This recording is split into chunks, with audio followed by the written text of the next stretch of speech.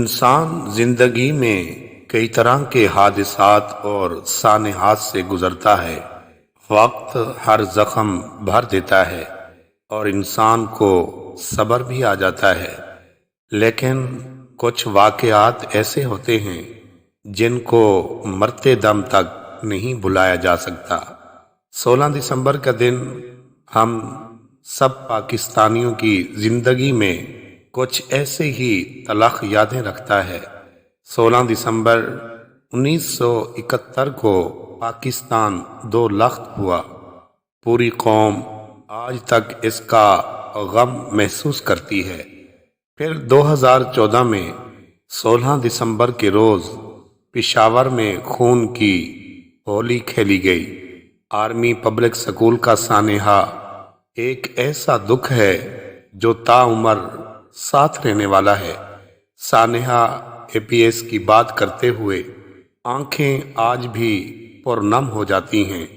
اس حملے میں 8 سے 18 سال کی عمر کے 132 طلباء اور سکول کے عملے کے 17 افراد شہید ہوئے۔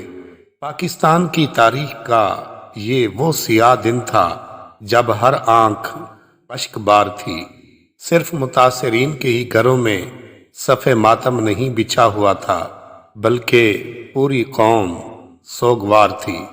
سانحہ APS کے بعد بہت سی ماؤں نے تو اپنے بچوں کو درس گاہ بھیجنا چھوڑ دیا، اور اسی اثناء میں سلام ہے ان ماؤں کو جنہوں نے اپنے جگر کے ٹکڑوں کو کھویا۔ انہوں نے ہی سب سے پہلے اپنے دیگر بچوں کو سکول واپس بھیج کر ہمت و جرت اور حوصلے کی نئی مثال قائم کر دی۔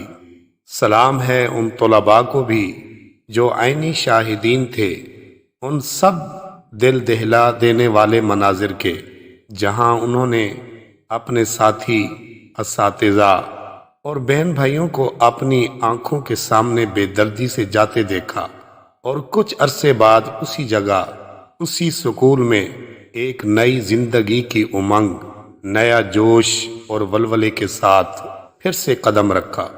اپنے دشمنوں کو اپنے قلم کے ہتھیار سے مارنے کے جذبے کے ساتھ اس عزم کا اعادہ کیا کہ اپنوں کا خون کبھی ریگاں نہیں جانے دیں گے اور ان کے خوابوں کو خود پورا کر کے دکھائیں گے۔